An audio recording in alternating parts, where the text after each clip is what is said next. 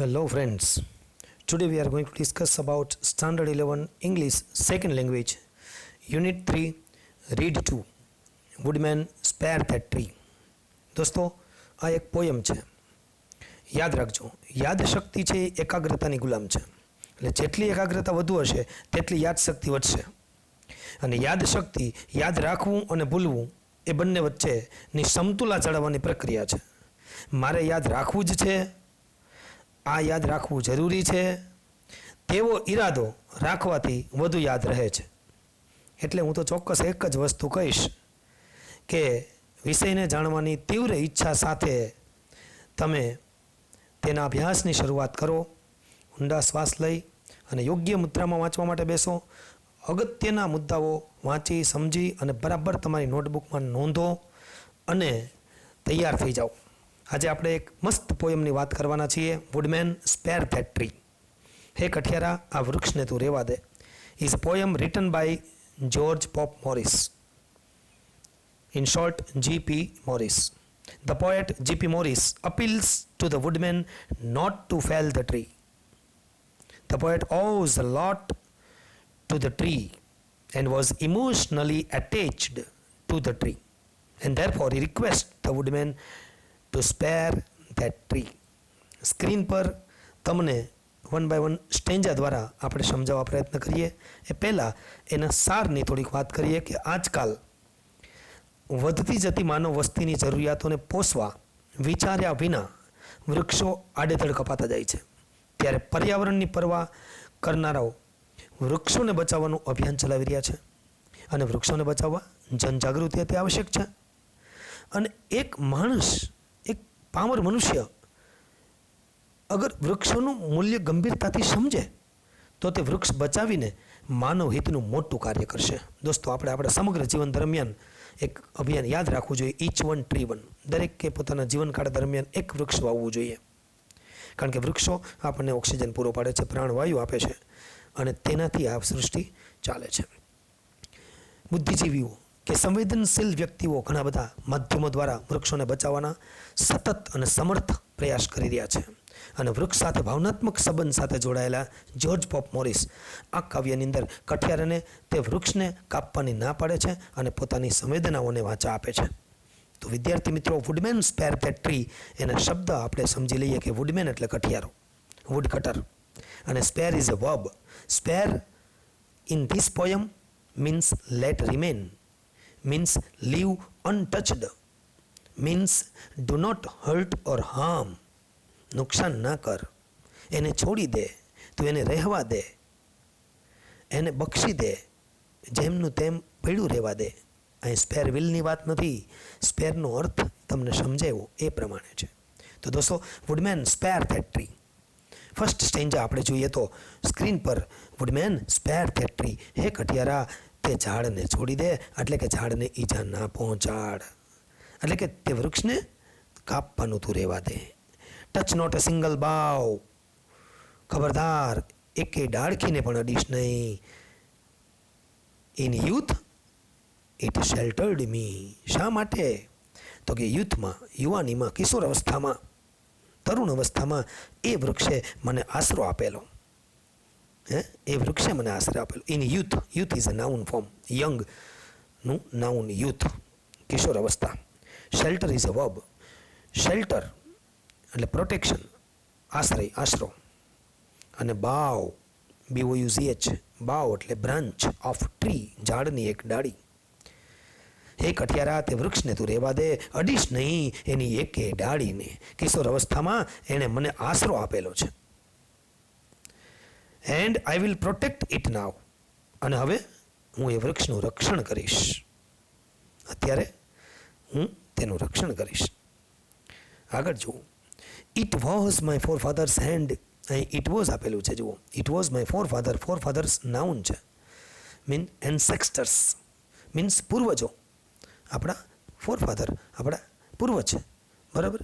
એટલે કે બાપ દાદા, વડવા. The founder of a family. It was my forefather's hand that placed it near his cot. દોસ્તો, પ્લેસ એટલે વાવવું, રોપવું. પ્લેસ એટલે પુટ પણ થાય છે. પ્લેસ એટલે પ્લાન્ટ. તો place it near is cot. Cot is a noun form. Cot એટલે light bed, એક નાનો પલંગ, એક ખાટલો, એક ખાટ, એને આપણે કોટ કહીએ છીએ. તો મારા પૂર્વજે, મારા દાદાએ, પરદાદાએ, બાપ દાદાએ, વડવા હોય, પોતાના હાથે એને રોપ્યું હતું. ક્યાં? તેને તેમની બેડ પાસે, કોટ પાસે, એની નાના પલંગ પાસે, ખાટલા પાસે. તો મારા બાપ દાદાએ એ વૃક્ષને વાવ્યું હતું. એ તો મારા બાપ દાદાનો હાથ હતો જેણે વાવ્યું હતું તેમના ખાટલાની પાસે. ધેર, એને ત્યાં જ રહેવા દે. Woodman let it stand. Let સાથે ક્રિયાપદનું મૂળ રૂપ આવશે અને અલાવ સાથે ક્રિયાપદનું ટુ વાળું રૂપ આવશે.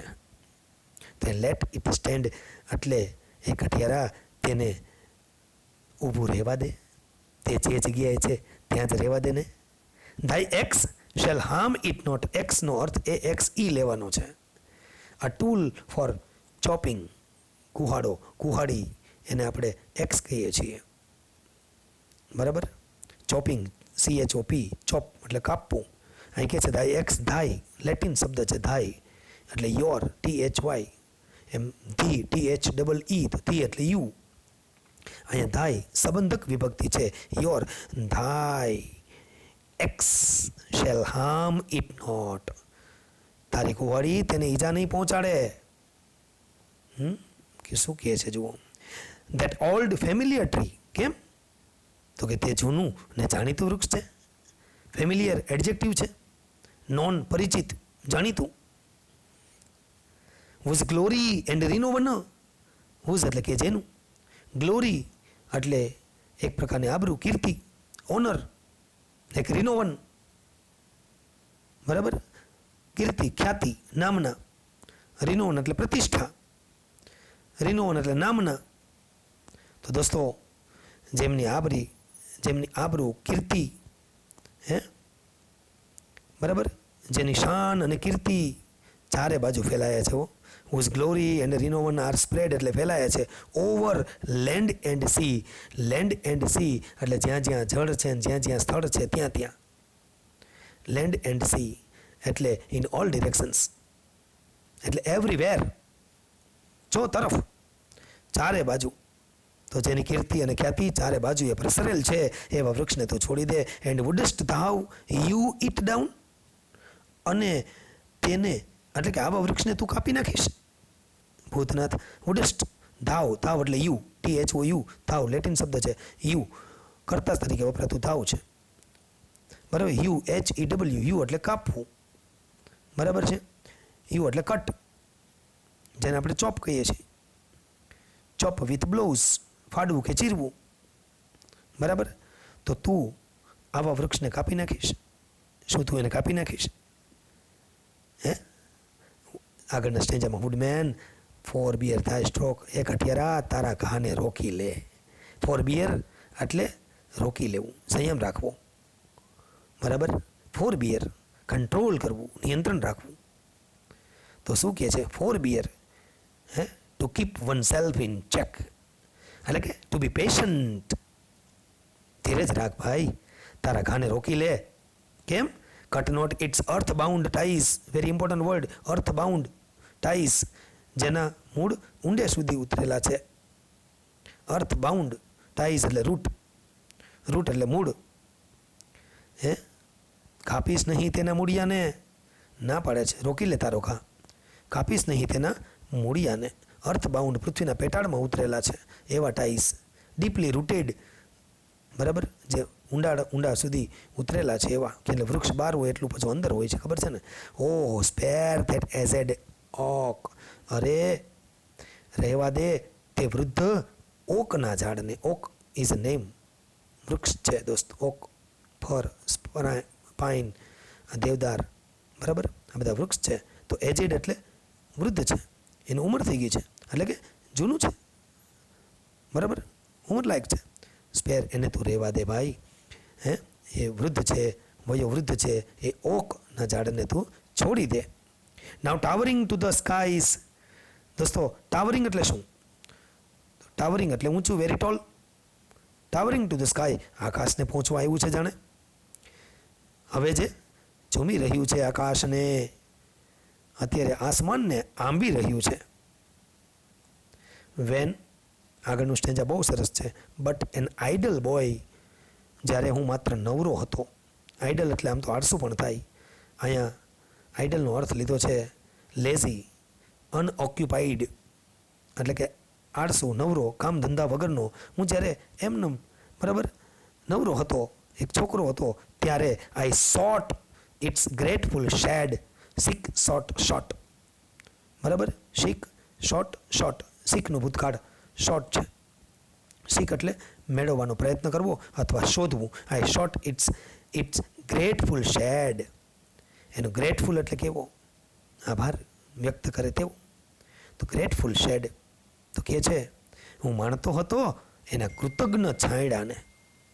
હું આભારી હતો, બરાબર, એ છાંયડાને હું શોધતો હતો.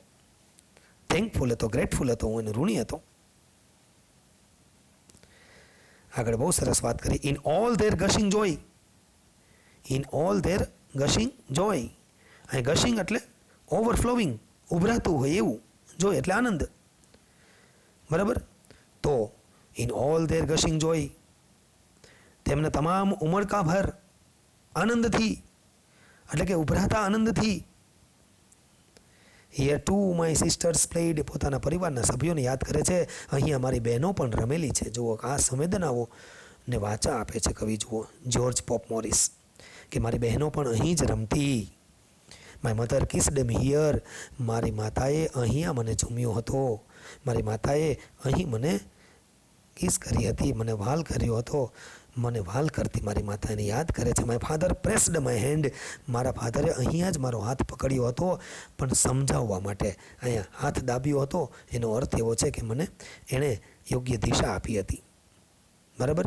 મને એને એન્કરેજ કર્યો હતો, મને એક સમજાવવા પ્રયત્ન કર્યો હતો. ફોરગીવ ધીસ ફૂલિશ ટીયર, અરે આ મૂર્ખ આંસુને તું માફ કરી દે, બરાબર. જવા દે આ બાલિશ આંસુને. પોતે જાણે રડવા લાગે છે. જુઓ, પરિવારને યાદ કરીને, અને કહે છે but let that old oak stand, પણ આ જૂના ઓકને તું ઊભું રહેવા દે, એટલે કે વૃદ્ધ ઓકને તું કાપીશ નહીં.